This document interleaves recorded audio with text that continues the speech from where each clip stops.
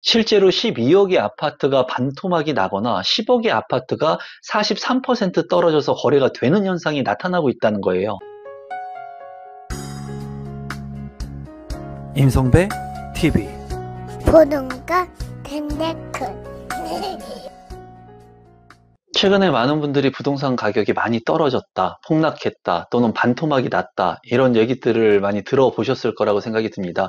제가 알고 있는 지인분들 같은 경우에도 최근에 부동산 가격이 많이 떨어진 곳들, 관심 갖고 보고 있는 곳들이 있는데, 이런 곳들 매입을 해야 되는지, 또는 이런 곳들을 어떻게 생각하는지 물어오시는 경우가 덜어 있어요.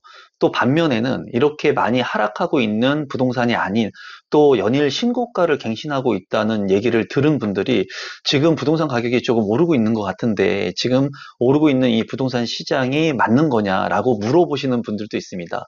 이러한 것들을 봤을 때 누군가는 부동산의 가격이 반토막이 나고 있다고 하고 또 누군가는 또 신고가를 갱신하고 있다는 얘기를 듣고 또 가격이 오르는 거 아니냐, 반등하는 거 아니냐 이런 얘기를 하고 있다는 거예요. 좀 상충되는 얘기들, 반대되는 얘기들을 하고 있는데 이런 부분들을 보면은 반은 맞고 반은 틀린 얘기입니다. 그러니까 둘 다 모두 틀렸다는 게 아니라 어느 지역에서는 반토막이 나가지고 부동산 가격이 하락하고 있는 곳들이 나타나고 있는 반면 어떠한 지역에서는 신고가를 갱신하고 있는 곳들도 나오고 있는 거예요. 이런 부분들 속에서 누군가는 내가 보고 싶은 부분만 보고 있는데요. 이런 부분들을 좀 말씀드리면 최근에 반토막 아파트라고 하는 얘기들이 상당히 많이 나오고 있습니다. 그리고 저도 최고가 대비 많이 떨어진 지역들의 아파트들을 관심 있게 보고 있어요. 이런 지역들 같은 경우에는 최근에 인천의 송도라든가 시흥의 백옷 이런 곳들 수도권에서 좀 외곽 지역이면서 상대적으로 많이 고평가로 올랐던 그런 지역들의 아파트 가격들이 반토막으로 많이 떨어진 사례들을 볼 수가 있는데요. 여기에서는 이제 가격이 많이 떨어져서 최저가에 거래가 되고 있는 것은 팩트이지만 여기에서 한 번 더 이면에 봐야 될 것들이 있습니다. 그러한 부분들을 제가 좀 말씀을 드려보면 최근에 이런 얘기들이 많이 나와요. 12억 아파트 3년 만에 반토막이 났다. 실제로 12억이 넘었던 아파트가 실제로 반토막이 나서 거래가 되는 사례가 실제 국토부의 거래를 통해 가지고 확인이 된 사례가 있는데 이 아파트 같은 경우에 세부적으로 보게 된다면 송도 더샵 마리나베이 아파트입니다. 이 송도 더샵 마리나베이 아파트 이외에도 이 주변에 있는 아파트들 같은 경우에는 가격의 조정을 좀 받고 있는 지역인데요. 이 아파트의 전용 면적 84제곱미터 33평에서 34평 정도 약 되는 그런 평면의 아파트의 그 실거래 가격 같은 경우에 2024년 12월에 5억 9,500만 원에 3층이 거래가 됐습니다. 6억 원이 되지 않게 33평형의 아파트가 거래가 됐는데 이 아파트의 전용 84제곱미터 33평형의 최고가는 2022년도에 12억 4,500만 원에 12층 거래가 기록이 됐어요. 그러니까 실제로 12억 원의 아파트가 6억 원도 하지 않게 반토막이 나서 실제로 거래가 됐는데 여기에 그 이면을 살펴보면은 12억 4,500만 원이라고 하는 것은 최고가 기준입니다. 최고가 기준 12억 4,500만 원을 찍었는데 이렇게 12억 원대의 아파트가 많이 거래가 되지 않고 이제 몇 건의 정도, 한두 건의 정도의 거래가 있었다라는 거예요. 이렇게 한두 건의 거래가 이제 평준화 되었다고 말씀드릴 수는 없겠죠. 그래서 실제로 이 아파트들 같은 경우에 이 거래가들을 계속 보게 되면은 전달에 이제 6억 6,500만 원의 거래보다 7천만 원 낮게 거래가 되면서 실제로 1억 3,500만 원 하락한 거래가, 최저가 거래 가격을 찍었다고 해요.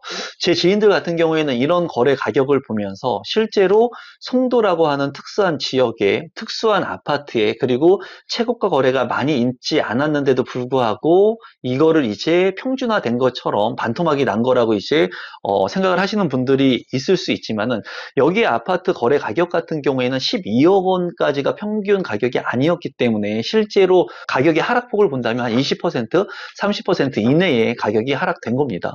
어쨌거나 50%까지 많이 하락이 거래가 돼서 평균적으로 거래가 되고 있지는 않지만 실질적으로는 많이 하락돼서 거래가 된 곳이 송도임에는 틀림이 없습니다. 그리고 이 이 지역 같은 경우에는 이제 많이 떨어졌기 때문에 많은 분들이 눈여겨보고, 저 역시도 이 아파트의 GTX의 호재라든가 이런 부분들이 있고, 또 국제학교라든가 많은 분들이 관심을 갖고 있는 부분들이 있기 때문에 이런 부분들의 하락폭이 조금 상승할 수 있는 여력이 추후에는 경기가 상승하면 될 수 있다고 보여져요.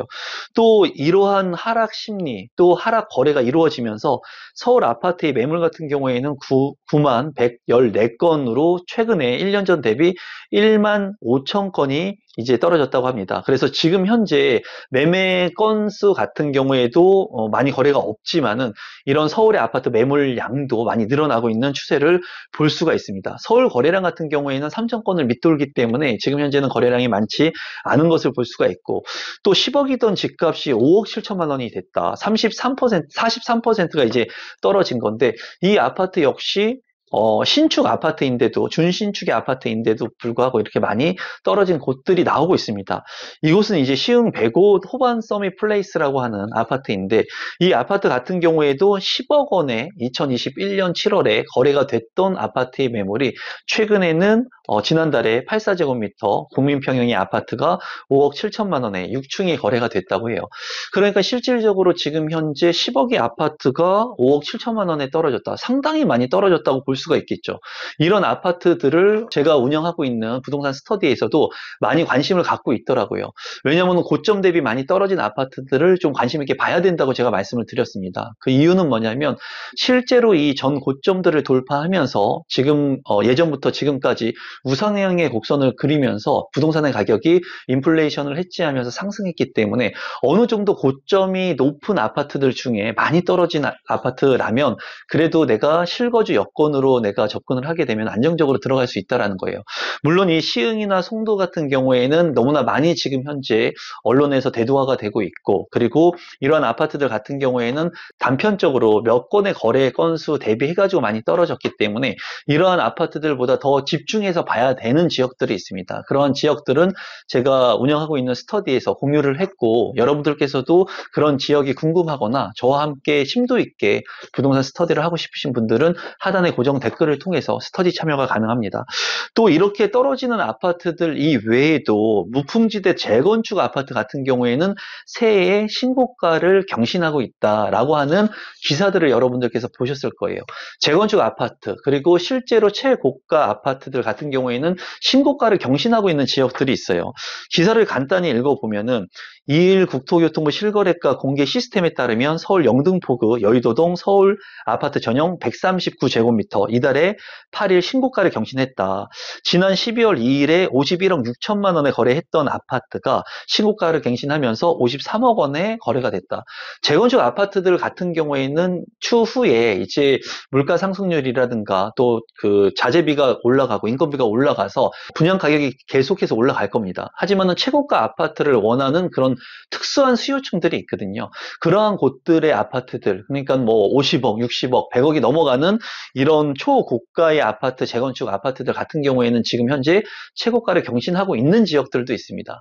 그래서 이러한 부분들을 봤을 때 최고가를 경신하고 있는 지역들의 아파트가 지금 현재 저가의 아파트들이 최고가를 계속 경신하진 않아요.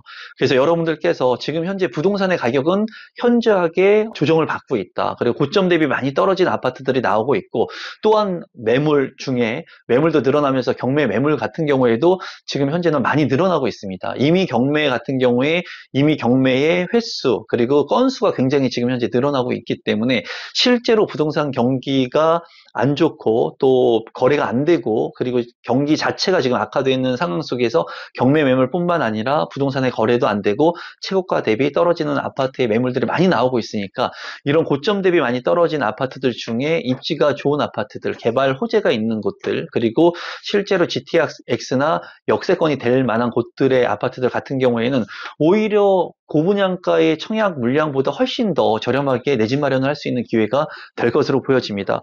또한 최근에 무순위 청약 같은 경우에 588가구의 무순위가 나왔던 서울원 아이파크 같은 경우에도 이 서울원 아이파크의 청약 경쟁률이 상당히 높게 나왔고, 무순위 청약에 1만 353명이 또 청약 신청을 했습니다.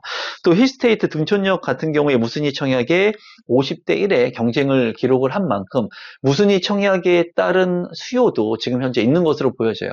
서울 아파트 같은 경우에 청약을 통해서 내 집 마련하기 지금 쉽지 않은 상황이죠. 왜냐하면 다주택자 같은 경우에는 청약 신청하기가 쉽지 않고 당첨되기가 쉽지가 않습니다.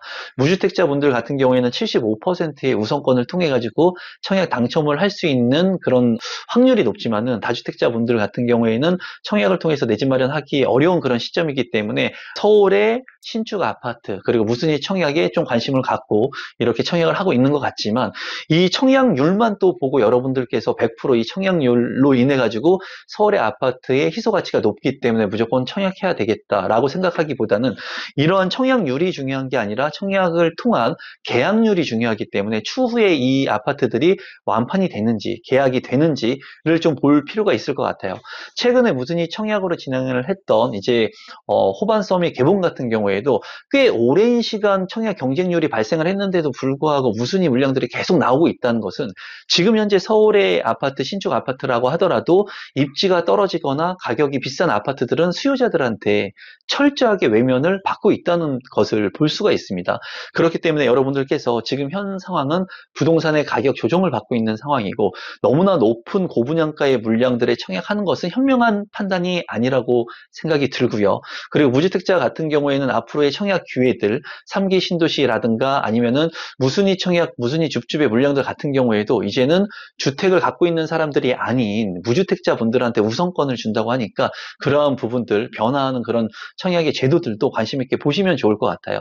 지금 현 시점에서 가장 매력적인 그런 부분들은 많이 올랐던 가격 대비 떨어진 그런 아파트들 중에 개발 호재가 있는 곳들 좀 관심 있게 보셔야 되고요. 이러한 부분들 중에 경매로 나온 물량들이라면 더욱더 관심을 갖고 보시면 내가 저가로 내 집 마련을 할 수 있거나 투자를 할 수 있는 시기라고 보여집니다. 물론 관심을 갖고 계속 보셔야 될 것 같아요. 이런 기사들을 통해 가지고 단편적인 부분만 여러분들이 보는 게 아니라 양방향의 시각을 가지고 두루두루 살펴보신다면 좋은 기회를 맞이해서 내 집 마련을 하거나 전략적인 부동산 투자가 가능할 것으로 보여집니다.